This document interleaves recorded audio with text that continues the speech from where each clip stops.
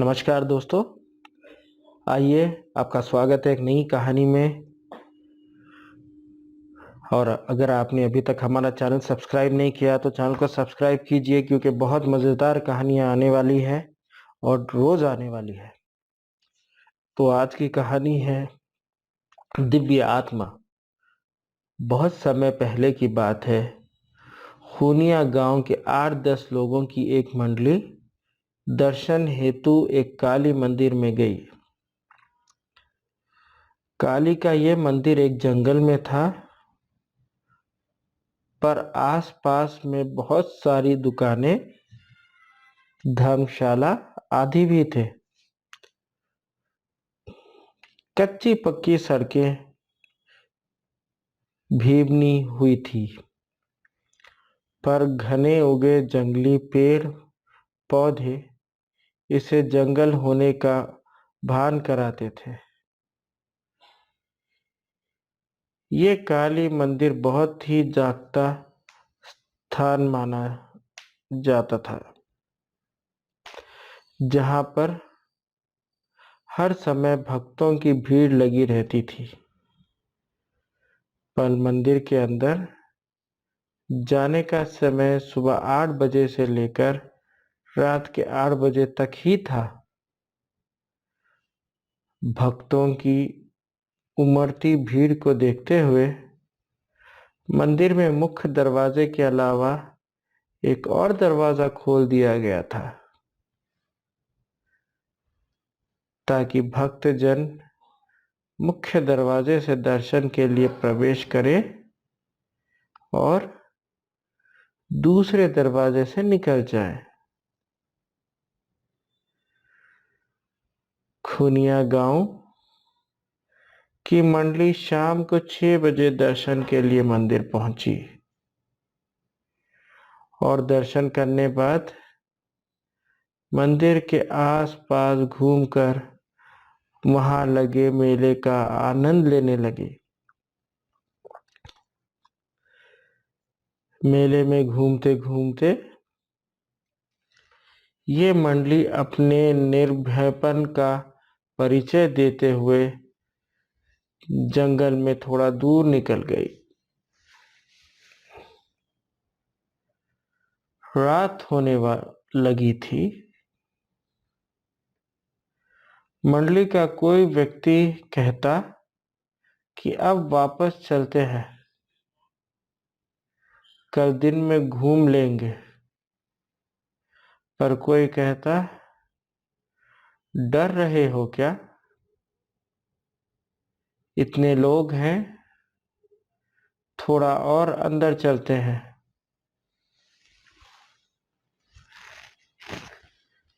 फिर वापस आ जाएंगे।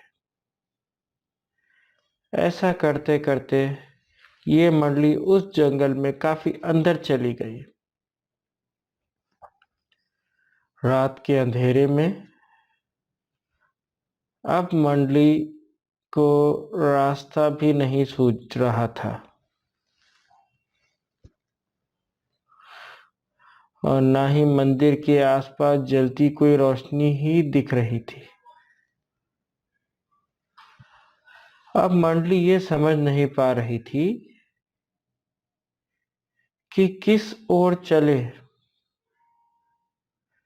खैर, मंडली के एक व्यक्ति ने अपनी जेब से माचिस निकाली और झोली में रखे कुछ कागजों को जलाकर रोशनी कर दी। रोशनी में उस मंडली ने जो कुछ देखा वह बहुत ही भयानक था।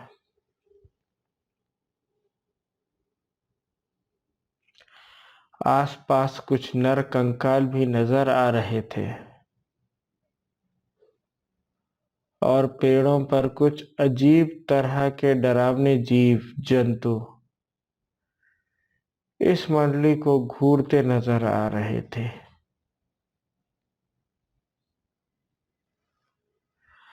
अब तो इस मंडली के सभी लोग पूरी तरह से चुप थे।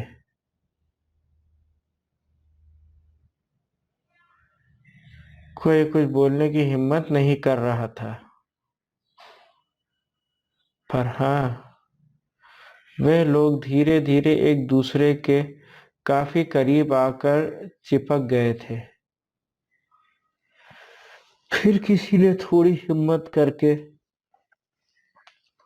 कागज की बुझती आग पर वही पेड़ पड़े कुछ सूखे घास फूस को डाला और फिर आग थोड़ी तेज हो गई। मंडली ने मन ही मन में निश्चित किया कि अभी कहीं भी जाना खतरे से खाली नहीं है, क्योंकि वह लोग रास्ता भी भूल गए थे और उन्हें समझ में ही नहीं आ रहा था कि किस ओर जाए।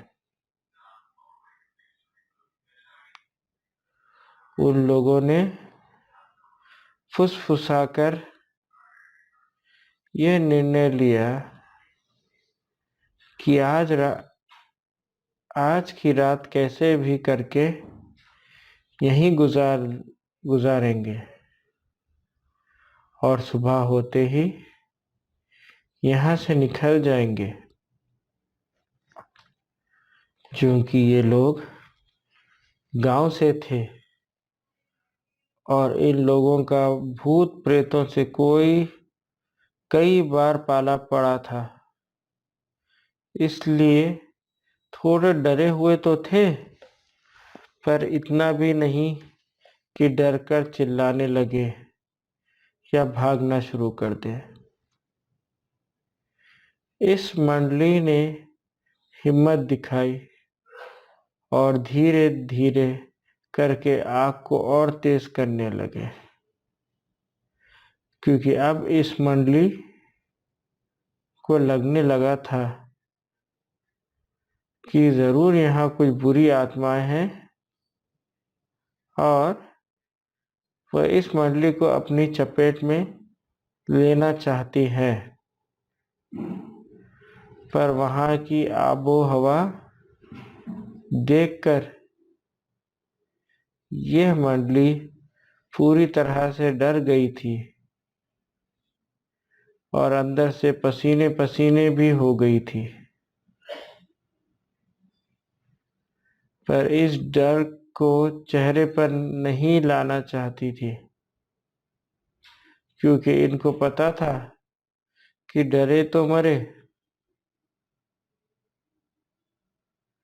और डरे हुए लोगों पर यह बुरी आत्माएं और भी असर करती है।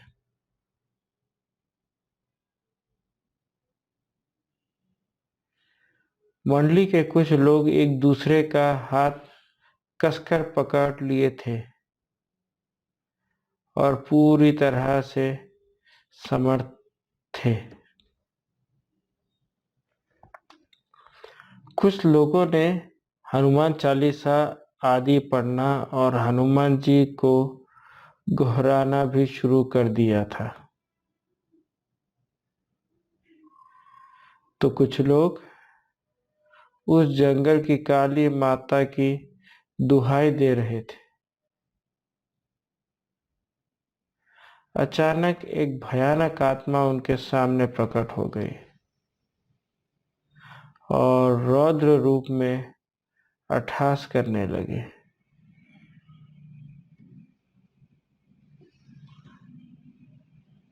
उस समय का माहौल और भी भयानक हो गया।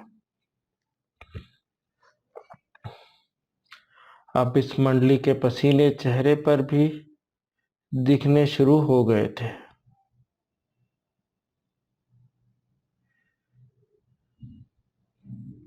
चेहरे लाल होना शुरू हो गए थे और ये लोग और कसकर एक दूसरे के करीब आ गए थे।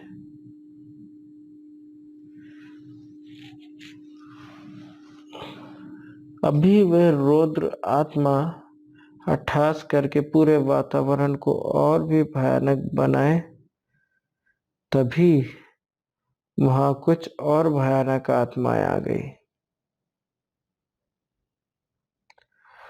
अब तो इस मंडली की सिट्टी बिट्टी गुम।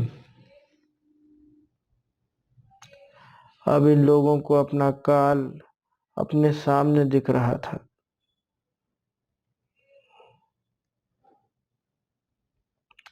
अब वहां एक नहीं लगभग 5-6 आत्माएं आ गई थी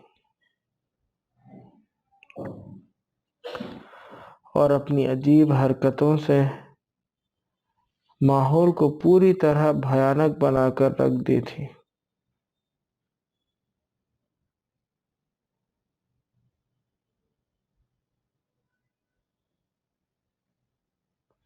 मंडली के एक व्यक्ति ने हिम्मत करके कहा कि अगर मरना ही है तो इनका सामना करके मरेंगे। जिसके पास भी चाकू आदि है निकाल लो, डंडे आदि उठा लो और सामना करो। दरअसल उस समय लोग अपनी जेब में छोटा सा चाकू आदि भी रखते थे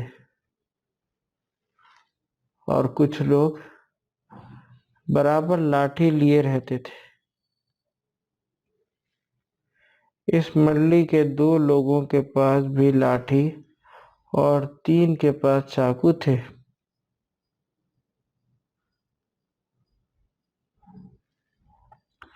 अब सब पूरी तरह से मुकाबला करने के लिए तैयार हो गए थे, पर शायद इन्हें लड़ने की नौबत नहीं आई। हुआ यूं कि जैसे ही एक भयानक आत्मा ने इन पर हमला किया, उसका सिर कटकर अलग गिर गया और वे बिना सिर के ही खूब तेज भागी तथा उसका सिर भी भाग निकला। अब माहौल एकदम से भयानक रणमय हो गया था।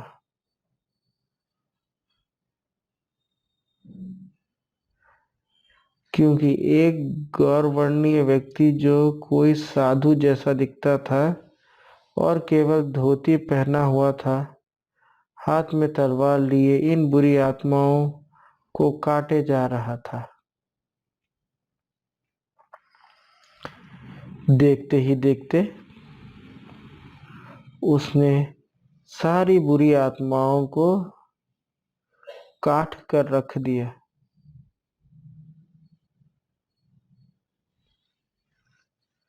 पर गौर करने वाली बात यह थी कि कोई आत्मा मरी नहीं, पर सब चिल्लाते हुए अजीब अजीब आवाज करते हुए वहां से भाग निकले।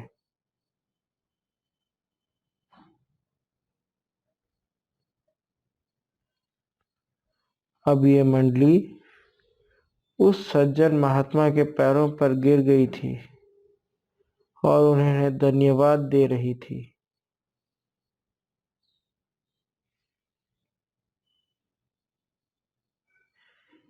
इस मंडली को उस गौरवनीय पराक्रमी महात्मा ने अपने पीछे आने का इशारा करके आगे बढ़ने लगे।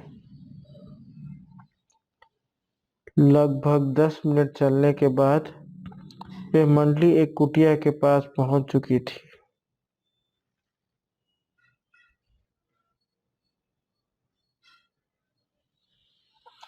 वहां डर का कोई नामो निशान नहीं था। उस महात्मा ने इन लोगों को कुटिया के अंदर आने का इशारा किया। कुटिया में पहुंचकर इन लोगों ने अपना झोरा इंटार रखा और चैन की सांस ली। फिर बाबा ने इशारे से ही इन्हें खाने के लिए पगंत में बैठा दिया। कुटिया के अंदर एक से एक दूसरे महात्मा निकले और उन्होंने किसी पेड़ के पत्ते को पत्तल के रूप में इन लोगों के आगे रख दिया। फिर क्या था? उस महात्मा ने उस पत्तल पर कुछ अलग अलग पेड़ों के पत्ते रखे। ऐसा करते समय इस मंडली को बहुत अजीब लग रहा था, पर किसी में हिम्मत नहीं थी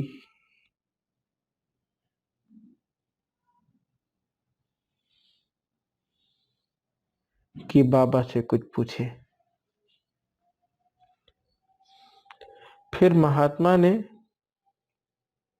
कमंडल से जल लिया और कुछ मंत्र बुदबुदाकर छिड़क दिया। अरे ये क्या? अब तो वो पतले थाल बन चुके थी और मंडली के हर व्यक्ति के इच्छा अनुसार उसमें पकवान पड़े हुए थे। फिर बाबा का इशारा मिलते ही बिना कोई प्रश्न किए वे मंडली जिमने लगी। जिमने के बाद बाबा का इशारा पाकर वे मंडली वही सो गई। पर सब सोने का नाटक कर रहे थे। नींद किसी के भी आंखों में नहीं थी। इस कुटिया में दूर दूर तक डर नहीं था, पर बाबा के कारनामे देखकर वह लोग हतप्रभ थे और सोच रहे थे कि सुबह बाबा से इस बारे में जानकारी लेंगे। सुबह जब सूर्य की किरणें इस मंडली के चेहरे पर पड़ी तो इनकी नींद खुली। मंडली का हर व्यक्ति बहुत ही आश्चर्य में था, क्योंकि वहां ना कोई कुटिया थी और ना ही रात वाले बाबा।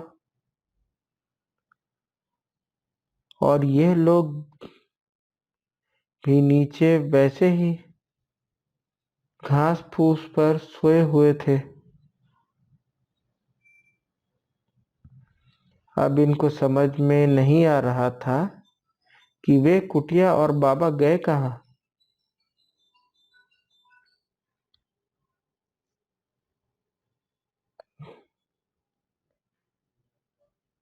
खैर, अब इन लोगों के पास कोई चारा नहीं थी। थोड़ा बहुत इधर उधर छानबीन करने के बाद इनको रास्ता भी मिल गया और ये लोग मेले में वापस गए। मेले में वापस आने के बाद ये लोग काली माता के पुजारी से मिलकर सारी घटना बताए। पुजारी बाबा ने एक लंबी सांस छोड़ते हुए कहा कि वह दिव्य आत्मा है जो इस जंगल में रहती है। वे केवल रात में ही और वे भी भूले भटके लोगों को ही नजर आती है और उन्हें रात में आश्रय प्रदान करके फिर पता नहीं कहाँ गायब हो जाती है।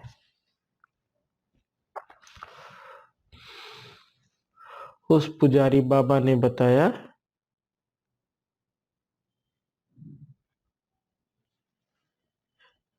कि ऐसी घटनाएं उन्हें काफी श्रद्धालु सुना चुके हैं।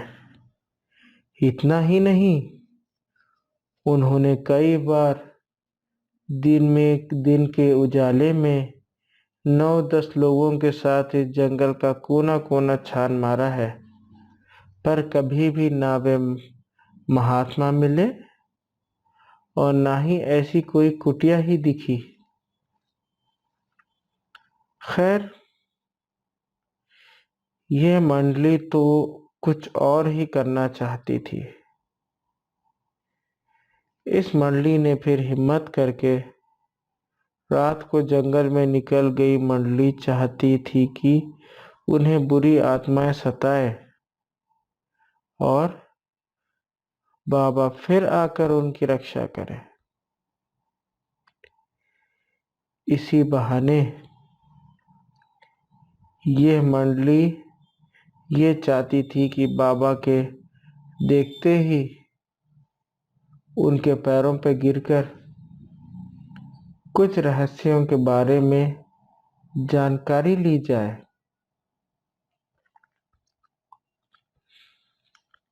बाबा से हाथ जोड़कर प्रार्थना किया जाए कि वे कुछ अनसुलझे प्रश्नों का उत्तर दें। पर ये क्या, अभी ये लोग जंगल में कुछ दूर ही आगे बढ़े थे कि जो बाबा रात को पत्थर लाकर रखे थे वह दिख गए और बोले, तुम लोगों के मन मस्तिष्क में क्या चल रहा है मुझे पता है, पर ऐसी भूल मत करो। कुछ चीजों को रहस्य ही रहने दो और सबसे अहम बात, हम और हमारे वे गुरुजी उस जंगल में इसी माता के दर्शन के लिए आए थे, पर रात को जंगल में कुछ डाकुओं ने हमारी हत्या कर दी थी। फिर हम कभी इस जंगल को छोड़कर नहीं गए और रात भर जागकर श्रद्धालुओं को डाकुओं और बुरी आत्माओं से बचाते रहते हैं। जय बाबा विश्वनाथ, जय माँ काली। दोस्तों, तो ये कहानी आपको दिव्य आत्मा वाली कैसी लगी हमें कमेंट में बताइए। चैनल को सब्सक्राइब कीजिए, वीडियोस को लाइक कीजिए और ज़्यादा से ज़्यादा शेयर कीजिए। बने रहिए हमारे साथ अगली स्टोरी के लिए। Thank you very much.